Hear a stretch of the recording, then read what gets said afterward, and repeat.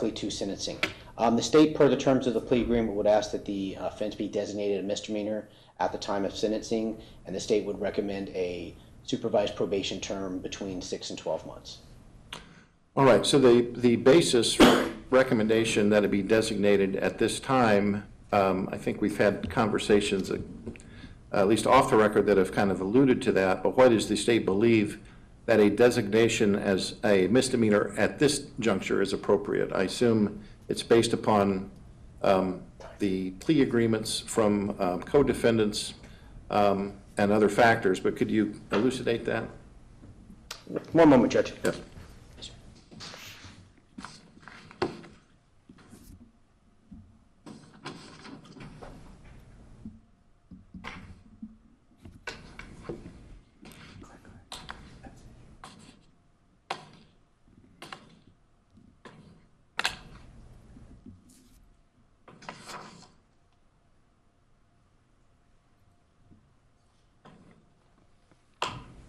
Judge, the state would make 2 points. First, the length of time that this case has been around. Mr. Thomas has been compliant with the terms of release for coming on 3 years now without any major violations. And the state also feels that the way that the juveniles were treated in juvenile court is consistent with this sentencing and designating a misdemeanor at this time. All right. Anything else that the state wants to say at this time? No, Judge. Mr. Dostal, you want to be heard regarding any issues with respect to sentencing? Judge, I'm in agreement with the state that this should be deemed a misdemeanor at this time. I also am in agreement that in the interest of justice and also how the co-defendants were also treated in juvenile court and how long that Mr. Thomas has been going on with this case, I think a misdemeanor at this time is appropriate. He's done very well. It's been 3 years, and anyone who's been on an ankle monitor for that long time, their life is put on hold. It's essentially it's a sentence for home arrest for 3 years. And even with that, he's done proactive steps to continue to improve his life and also get to this moment where he can be able to be a productive member of society. And I believe he will be a productive member of society.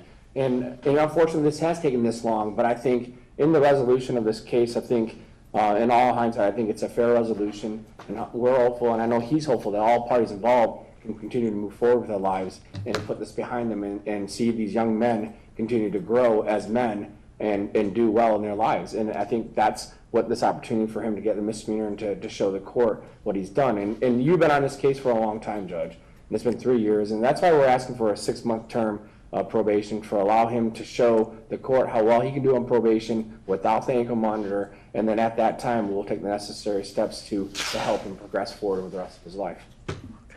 All right. Mr. Thomas, is there anything you want to say at this time? No, Your Honor. All right. Well, you're going to sign for the sentencing orders as you leave court, and part of those involve your appellate rights, but I'll go over those with you now. Because you've pled guilty, your only right to seek review of your sentence or these proceedings would be to file a petition for post-conviction relief on a timely basis with this court. If you can't afford a lawyer or copies of records and transcripts in connection with that type of request, those would be provided at no cost to you. Also, every defendant under Arizona law, regardless of the offense and regardless of the punishment, has a right to request that their judgment of conviction be set aside entirely after successfully completing the terms of their sentence.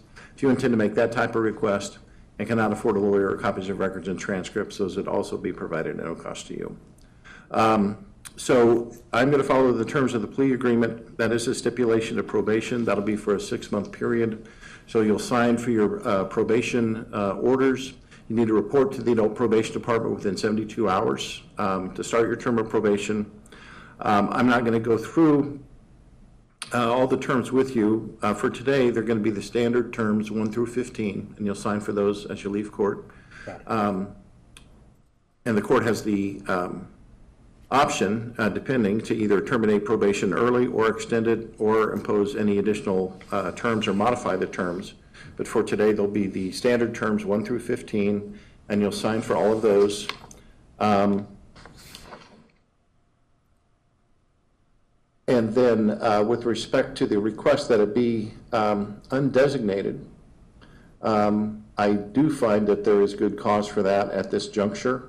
Based upon the fact that Mr. Thomas has been subject to an ankle monitor for 3 years. There have been no new charges, and it is consistent with the plea agreements with respect to the matters that were handled in juvenile court. I also note for the record that Mr. Thomas has always been on time to every court proceeding, has always been very respectful to the court, and I believe that a designation as a misdemeanor at this time is supported by the record in this case.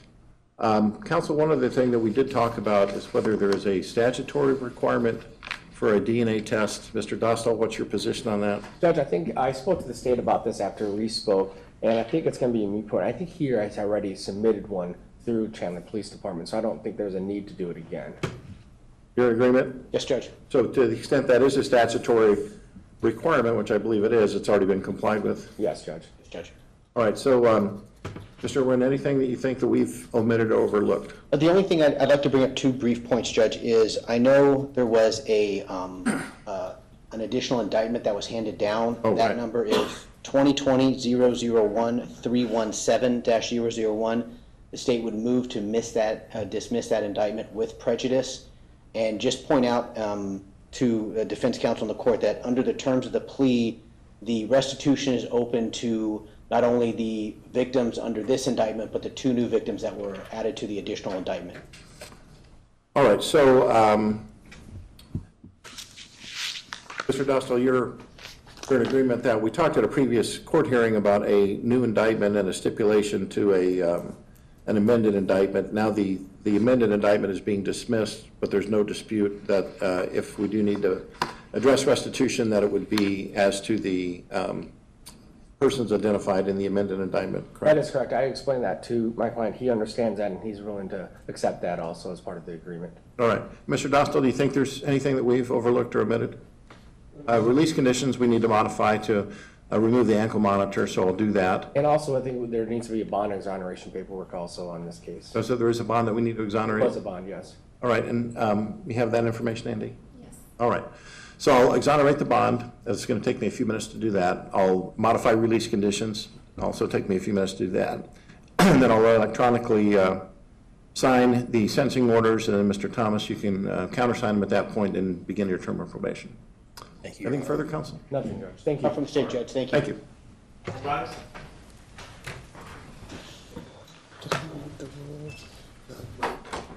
Yeah.